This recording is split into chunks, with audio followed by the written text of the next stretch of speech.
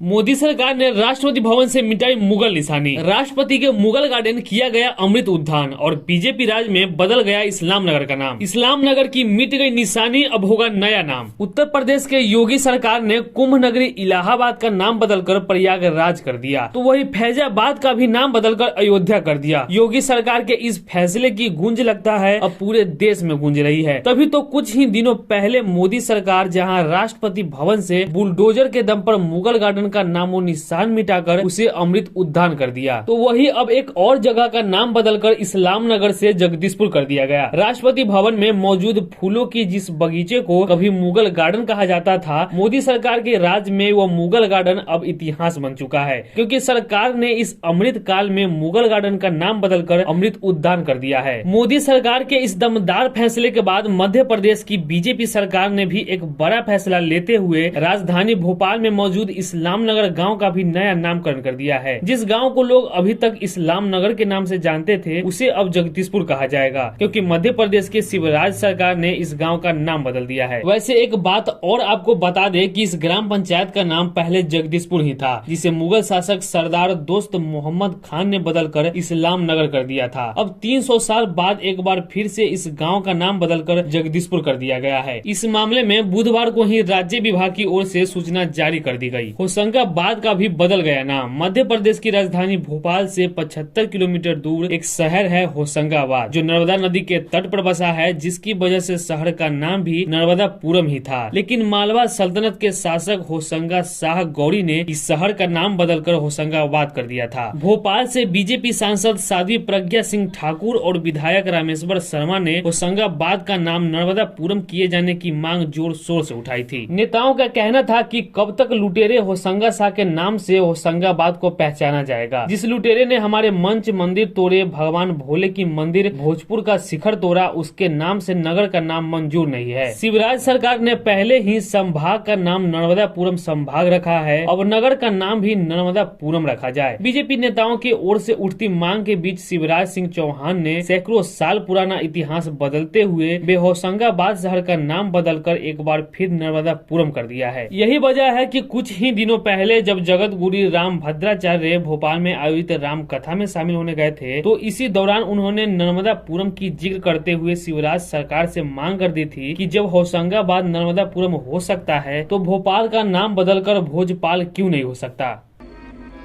यदि हम फैजाबाद का नाम बदलकर अयोध्या कर सकते हैं,